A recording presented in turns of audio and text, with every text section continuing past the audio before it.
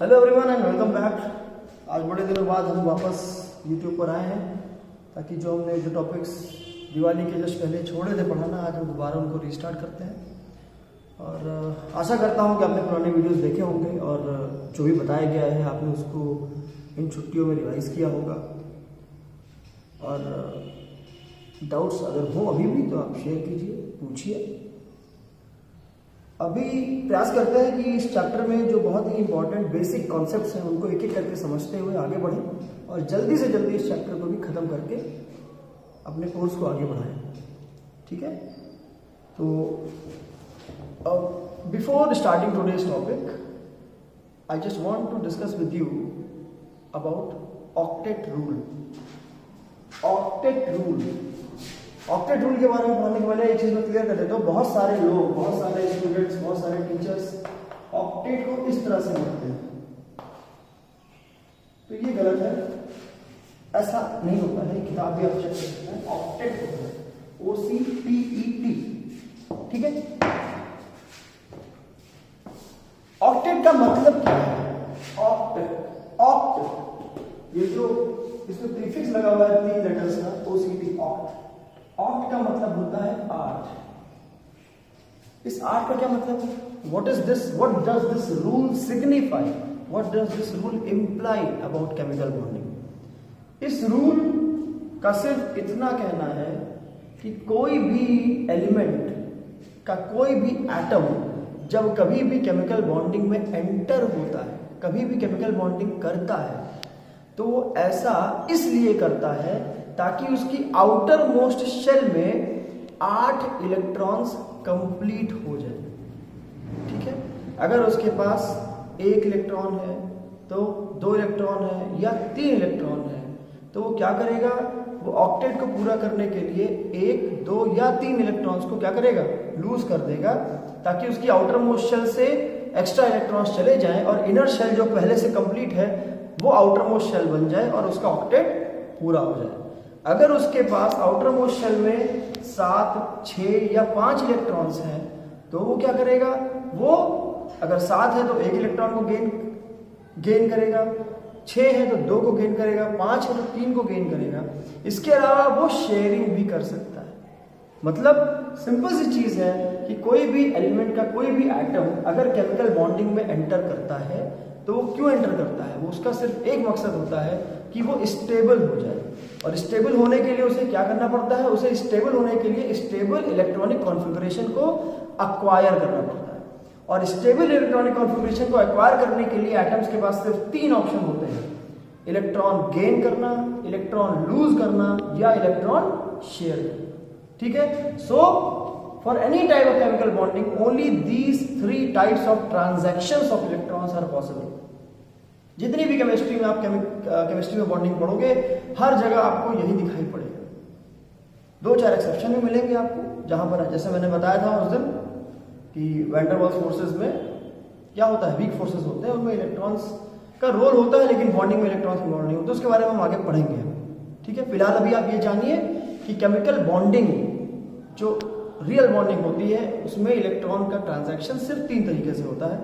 Either the atoms will lose electron, और they will gain electron, और दे will share the electrons. और इसी 3 process से ही सारे केमिकल रिएक्शंस होते हैं। जितने भी केमिकल रिएक्शन होते हैं, केमिकल रिएक्शन क्या है? What is a chemical reaction? आप केमिस्ट्री पढ़ते हो, आपको पता होना चाहिए कि केमिकल रिएक्शन किसको बोलते हैं।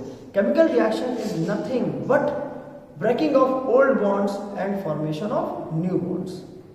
ठीक है, breaking of old forces of attraction and coming into existence of new forces of attraction between atoms, between ions, between molecules, ठीक, between constituent particles of matter के ही constituent particles के बीच में पुराने forces of attraction, पुराने bonds का टूटना और नए bonds का बनना ही क्या कहलाता है? chemical bonding कहलाती है। और chemical bonding क्यों होती है? क्योंकि जो भी constituent particles हो, atoms हो, ions हो, ये क्या चाहते हैं?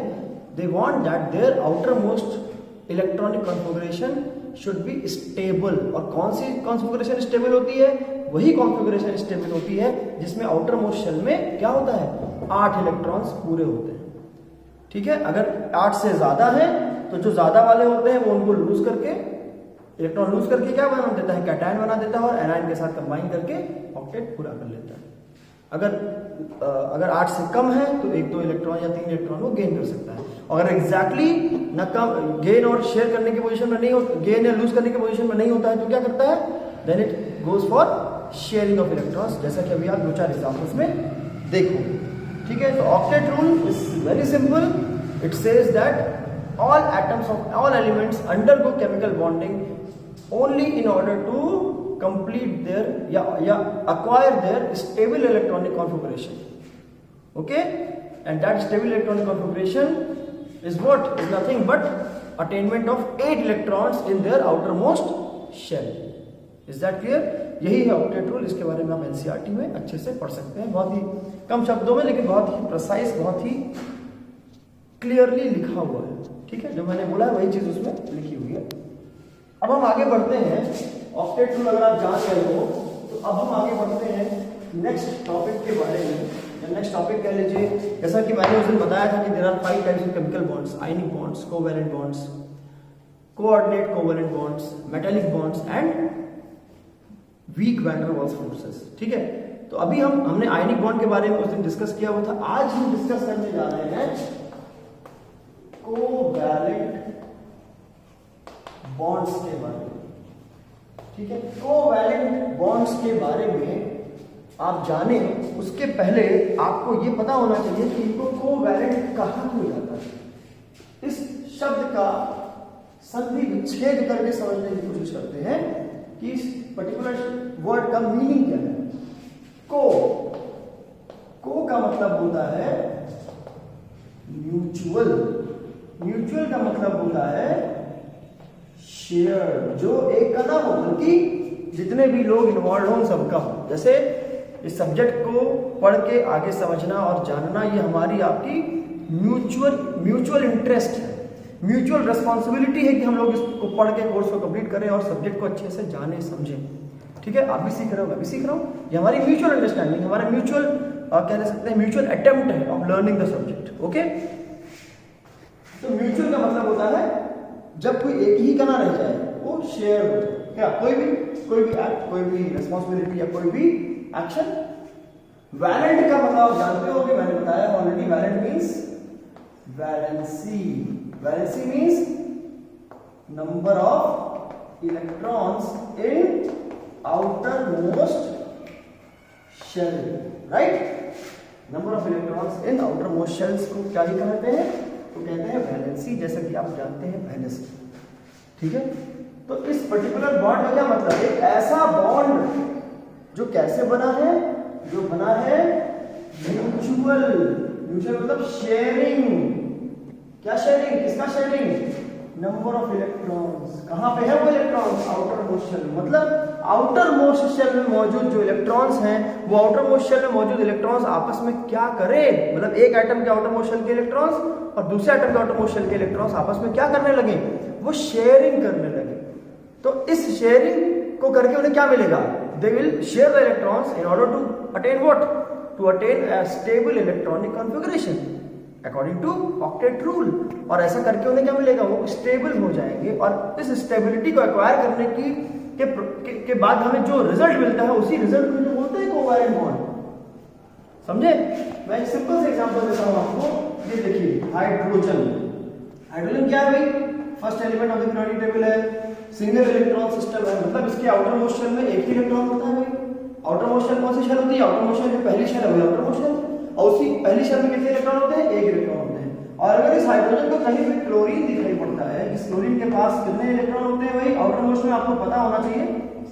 कैसे पता है, क्लोरीन का आप कॉन्फ़िगरेशन करोगे, 17 एटॉमिक नंबर होता है, आएगा 1s2 2s2 2p6 3s2 3p5। Outer most shell कौन सी होगी, फर्स्ट शेल इनर हो गई, सेकंड शेल पेनल्टीमेट शेल हो गई और थर्ड शेल क्या हो गई, अल्टीमेट शेल हो गई। ठीक है, याद है, बताया था। तो थर्ड शेल जो है वो आउटर मोस्ट शेल है। तो थर्ड शेल में कितने इलेक्ट्रॉन्स हैं, 2 और 5। तो कितने हुए, 2 और 5 मिला के 7 इलेक्ट्रॉन्स। तो ये 7 वही इलेक्ट्रॉन्स हैं जो क्लोरीन की आउटर मोस्ट शेल में हैं। और ये 7 इलेक्ट्रॉन जो हैं, ये क्या क्लोरीन को शांत कर पा रहे हैं, क्या ये इसको स्टेबल कर पा रहे हैं, इसको स्टेबल करने के लिए क्लोरीन को क्या चाहिए, एक इलेक्ट्रॉन और चाहिए, क्योंकि इसके पास आते ही है और क्लोरीन क्या चाहता है, उसके पास कहीं से भी एक इलेक्ट्रॉन और आ जाए। तो उस एक इलेक्ट्रॉन को कैसे हो पाएगा भाई, कैसे उसका एक ऑक्टेट पूरा होगा। उसने देखा कि बगल में मेरे पड़ोस में एक हाइड्रोजन का एटम है जो कि सिंगल इलेक्ट्रॉन सिस्टम है, जिसके पास एक ही इलेक्ट्रॉन है, और वो भी क्या चाहता है कि उसका भी डुप्लेट पूरा हो जाए। पहली शेल में है ना, पहली शेल वाले का तो डुप्लेट ही पूरा होता है ना, या जिसका एक ही शेल होगा उसका डुप्लेट ही होगा ना। ऑक्टेट किसका होता है, सेकंड शेल ऑनवर्ड्स, लेकिन फर्स्ट शेल में जो होता है वो डुप्लेट ही पूरा करता है। तो हाइड्रोजन अपना डुप्लेट पूरा करना चाहता है, क्लोरीन अपना ऑक्टेट पूरा करना चाहता है। दोनों की जो रिक्वायरमेंट है वो दोनों एक दूसरे के पास है, मतलब इसकी रिक्वायरमेंट इसके पास है, इसकी रिक्वायरमेंट इसके पास है। तो जब हमारी आपकी रिक्वायरमेंट एक दूसरे के पास होगी तो हम दोनों क्या करेंगे भाई, शेयर करेंगे ना अपनी रिक्वायरमेंट्स। तो ये देखो, ये अपना इलेक्ट्रॉन इस क्लोरीन के इलेक्ट्रॉन के साथ शेयर कर लेता है, क्लोरीन अपने इलेक्ट्रॉन को इसके साथ शेयर कर लेता है, और इन दोनों की क्या हो जाती है, शेयरिंग। ये देखो हो गई। और इस शेयरिंग से क्या हुआ, हाइड्रोजन जिसके पास एक इलेक्ट्रॉन था अभी कितने हो गए, 2 हो गए। क्लोरीन जिसके पास 7 इलेक्ट्रॉन थे, 1 2 3 4 5 6 7, अब कितने हो गए, 8। मतलब क्लोरीन का ऑक्टेट पूरा हो गया, हाइड्रोजन का डुप्लेट पूरा हो गया। दोनों ने स्टेबल इलेक्ट्रॉनिक कॉन्फ़िगरेशन को एक्वायर कर लिया, दोनों के दोनों स्टेबल हो गए, और एक नया मॉलिक्यूल का फॉर्मेशन हुआ जिसका नाम है हाइड्रोजन क्लोराइड, HCl। आप इसी तरीके से ढेर सारे और देख सकते हैं, आप HF देख सकते हैं क्लोरीन। आप हाइड्रोजन छोड़ के चलिए, आप ये देख सकते हैं BeCl2। आप इसके अलावा कार्बन का देख सकते हैं भाई, आप CH4 मीथेन देख सकते हैं, आप C2H4 C2H2, ये सभी क्या है। चलो इसके बारे में तो हम अभी आगे पढ़ेंगे, क्योंकि यहाँ पे ये तो सिंगल इलेक्ट्रॉन सिस्टम है, ये double and triple electron system, इसके बारे में हम आगे पढ़ेंगे। फिलहाल अभी आप ये समझो कि कोवेलेंट बॉन्ड बन कैसे रहा है, इलेक्ट्रॉन की शेयरिंग से बन रहा है। इसका मैं एक एग्जांपल आपकी बुक में जो दिया वही देख के बता देता हूँ आपको। ये देखिए,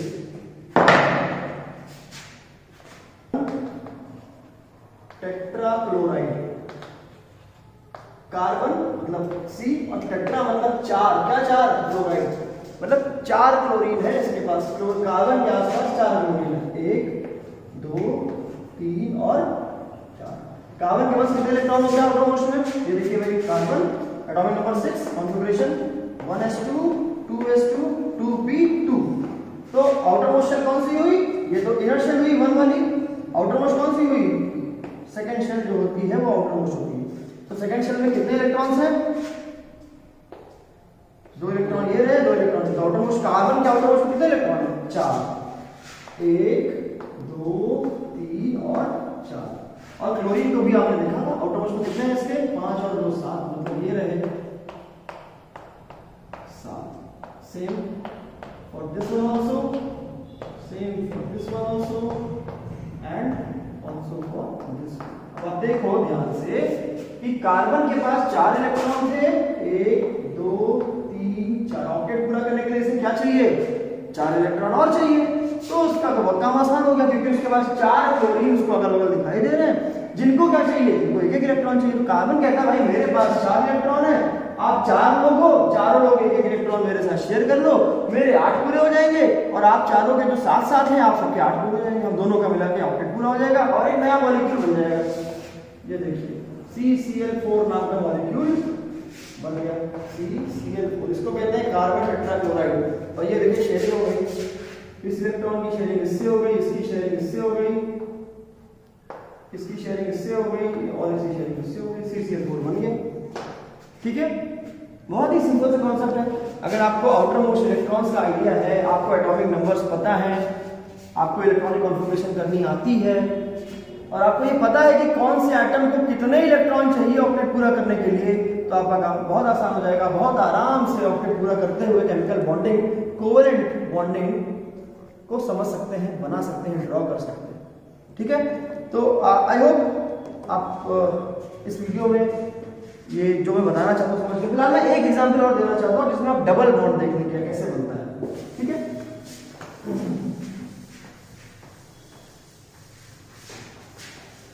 डबल बॉन्ड क्या होता है भाई, जैसे एग्जांपल में दिया था C2H4।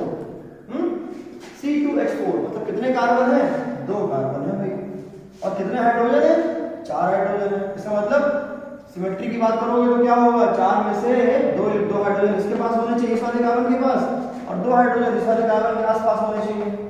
कार्बन की क्या पोजीशन होती है, कितने इलेक्ट्रॉन होते हैं कार्बन में, 4, 1 2 3 4, 1 2 3 4। इस कार्बन को क्या चाहिए, ऑक्टेट पूरा करने के लिए 4 इलेक्ट्रॉन और चाहिए। ठीक है, कुछ ऐसी स्थिति इसकी भी है, इसको भी 4 इलेक्ट्रॉन और चाहिए।